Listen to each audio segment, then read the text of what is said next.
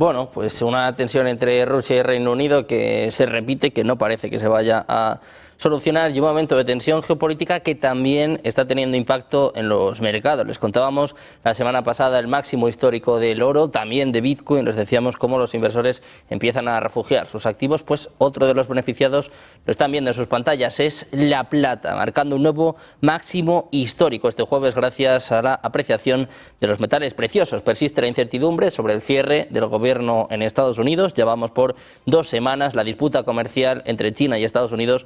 No parece solucionarse, no parece mejorar, más bien todo lo contrario, y esto está haciendo pues que los inversores empiezan a ponerse nerviosos. La plata ha subido cerca de un 1,45%, cotizando en los 53,8, eso ha sido el máximo histórico. Ahora, como ven, cotizando en el entorno de los 53,70 dólares por cada onza, una mejora en torno al 1,26%. También hemos visto subidas para el oro, en concreto del 1,26%, cotizando en los 4.259 dólares. El platino también subiendo un 2,09%, y el paladio también con subidas del 2,34%. Pendientes de la plata, de los metales preciosos en medio de esta tensión comercial, tensión geopolítica, pues siguen marcando máximos históricos. Un momento marcado por estas tensiones y un momento en el que también es importante dirimir, analizar cuál es el papel que está jugando India. Santiago, te quiero preguntar por esto, porque ayer Donald Trump decía que el primer ministro indio, Narendra Modi, le había prometido dejar de comprar el petróleo ruso, y hoy India decía pues que no les consta una llamada, no les consta una conversación entre Trump y Modi, y que nada de eso, ni que sí ni que no. Es prácticamente lo que pasa muchas veces, por ejemplo, con Turquía, ¿no? Que está un poco en tierra de nadie, no está siempre en el medio, pero al final termina ganando siempre. Pues justo tenía yo en la cabeza la palabra Turquía en el momento que estabas describiendo la situación. Antes hemos mencionado, al iniciar el espacio en directo de hoy, que precisamente la India, que quiere jugar en las grandes ligas como China y como Estados Unidos y como Rusia, pues trata de desarrollar, sin dejar de desligarse de los organismos internacionales en los que ya está inserta, pues su propia política exterior, su propia geopolítica, su propia diplomacia, sus propias relaciones internacionales. ¿En base a qué? A sus intereses como Estado, a los intereses de su burocracia, de su administración pública, de sus funcionarios, de sus militares y de su clase dominante, como hacen prácticamente todos los estados, porque la geopolítica es así. En todo caso, digamos que la India podría definirse como una suerte de Turquía en esteroides, porque tiene mayor capacidad militar por cuestión nuclear la India que Turquía, y además está en una situación geoestratégica. Turquía también la tiene interesante, pero la India, pues por su cercanía a China, pues aún más, porque se supone que sería su gran competidor en el continente asiático, o en eso que se llama Asia. En todo caso, yo creo que la India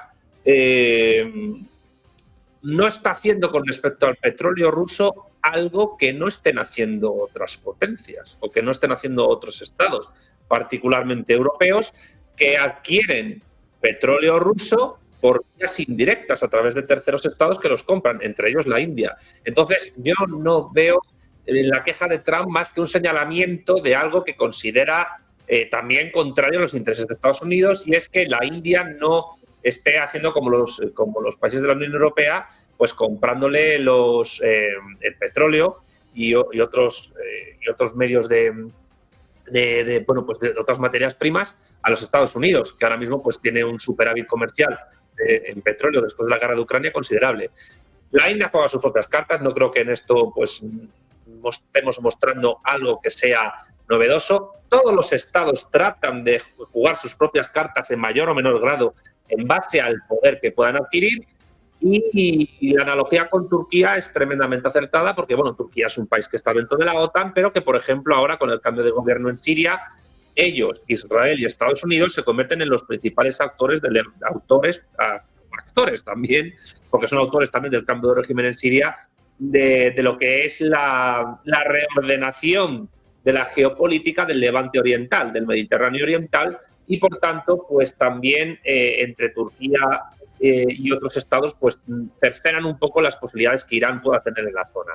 La India trata de hacer lo mismo con respecto al sudeste asiático, con respecto a, claro, que ahí está el tapón de Pakistán, que no es moco de pavo tenerlo en cuenta, pero la India pues sin estar integrada en organismos excesivamente dependientes de Estados Unidos a escala militar o comercial.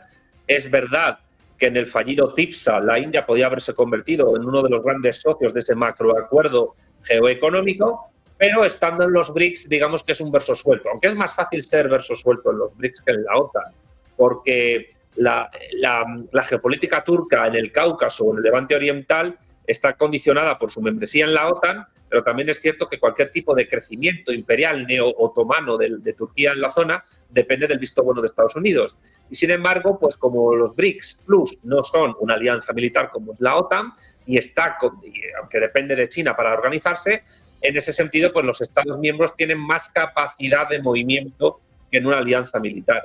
Eso sí, está claro que a la India no le interesa en absoluto, por ahora, de momento, por mucho que diga Trump de que ya nadie habla de los BRICS y que los BRICS están yendo a menos, salirse de los BRICS Plus porque le interesa crecer dentro de esta alianza auspiciada por China para contrarrestar a China, le interesa llevarse bien con Rusia porque la India es un mercado fundamental para la exportación de gas y petróleo ruso y de trigo, y en tercer lugar porque la India también es un mercado importante, un mercado interno importante, es el país más poblado de la Tierra, con acceso a otros países también importantes en el subcontinente indio, para el resto de países que producen cosas dentro de los BRICS.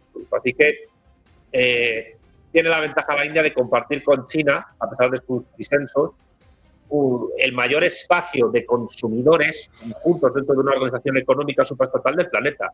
Y eso no es moco de pavo, porque, con esto acabo, porque esto sí creo que es novedoso y que hay que insistir en ello. Nunca jamás en la historia de este planeta se había organizado un macroespacio de producción, distribución, intercambio, cambio monetario también y de consumo a nivel de relaciones de producción tan grande y tan vasto como con los BRICS Plus. Y si la India pues se saliera de ahí, perdería unas conexiones con Rusia, con China, con los Emiratos Árabes Unidos, etcétera, que por cierto, allí hay un montón de trabajadores indios de la construcción, enorme. ¿Qué hace la India? Pues lo que tiene que hacer, sin más. Bueno, pues India lo que hace es ganar, ¿no?, en todos los frentes. Juan Antonio, te quiero preguntar por esto, ¿no?, por este ultimátum también, esta amenaza de Trump que parece que le ha salido mal, ¿no?, porque hoy India ha dicho que de eso nada, ¿no?, ni sí ni no, que es un poco lo que suele decir. No, ha dicho claramente no. Vamos a ver, es decir, si uno se atiene textualmente a las palabras que ha dicho el ministro de Relaciones Exteriores de India, pues da la sensación que está dando una largada, ¿no?, es decir, un pase, ¿no? Pero cuando esas declaraciones se suceden inmediatamente después de algo que Trump se ha inventado, porque se lo ha inventado, porque es un mentiroso compulsivo, pues evidentemente es que está respondiendo a Trump. Y responderle a Trump con palabras diplomáticas es lo que ha dicho. No, India va a seguir atendiendo a las necesidades de sus consumidores. Y aquí viene la pregunta bien sencilla. ¿Alguien se piensa que con el camino de desarrollo que tiene la India va a renunciar a la energía barata, como ha hecho Europa? ¿Pero qué piensan? Que los indios están locos, claro, ¿no? Y el único listo es el de la Casa Blanca, más listo que nadie. Es decir, vamos a ver, es que no tiene ningún sentido. Ya ha expuesto Santiago en uno de los aspectos geopolíticos, pero hay que fijarse en otros detalles también. Por ejemplo, que India ya ha empezado a pagar el petróleo ruso en yuanes. ¿Eso qué significa? Una mayor interrelación con todo el mercado euroasiático, porque, como ha dicho Santiago, lo que se está construyendo ahí es algo que no había ocurrido nunca. Y, hombre, estás de una forma privilegiada en esa nueva estructura, en la cual vas camino del ganar-ganar y te vas a salir porque te lo dice Trump. No tiene ningún sentido. Es decir, esto solo puede obedecer a un personaje que no vive en la realidad. Yo no sé si la llamada se habrá producido, se la ha inventado, se la ha imaginado, la ha soñado, no sabemos lo que fuma, es decir, estas cosas, pero es evidente que no tiene ningún sentido. O miente descaradamente o no vive en la realidad. Por eso decía yo los rasgos esquizoides, que este hombre vive en otro planeta. No solo el que ya esté pagando el petróleo ruso en yuanes, es que hay toda una serie de acuerdos adoptados en la reunión de Xinjiang y en fechas posteriores sobre el desarrollo de los corredores norte-sur, sobre el desarrollo de ferrocarriles que van hacia Irán para continuar la ruta de la seda y que interesa a India porque pasa también por allí, de los puertos de Gada hacia Irán. Es decir, porque India también tiene que dar salida a sus productos. Tiene en el fondo el mismo problema que China, poder trasladar sus productos a medida que aumenta su producción al resto del mundo. Luego, entonces, no, vamos, es decir, pensar que va a renunciar a energía barata y va a renunciar a estar en esas estructuras en las cuales tiene uno que escuchar a Trump diciendo que es que los países están yendo de los BRICS. Pero esto ¿el dónde lo ha visto? O sea, ¿quién se lo ha contado? ¿Quién es el tontolaba que le ha contado a Trump que los países están yendo del BRICS? Pues es que, por favor, es que de cada 3 cosas que dice este hombre, 2 son chifladuras y la otra es una mentira. Y así es imposible, de hecho, es imposible analizar la política internacional con las declaraciones de Trump.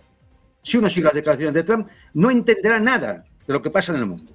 Es imposible, porque es la contradicción permanente, las salidas de tono, las amenazas, las bebuconadas, esto me lo invento, allí miento, yo no sé qué es lo que pasa no sé dónde, pues resulta que Irán y Pakistán se han liado a tiros, no se entera que es Afganistán. Es decir, esto es un continuo, todos los días.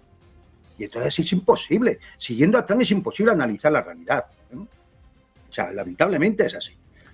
En fin, es decir, yo creo que India ya ha respondido, pero además va a responder en la praxis y lo vamos a ver en las siguientes semanas.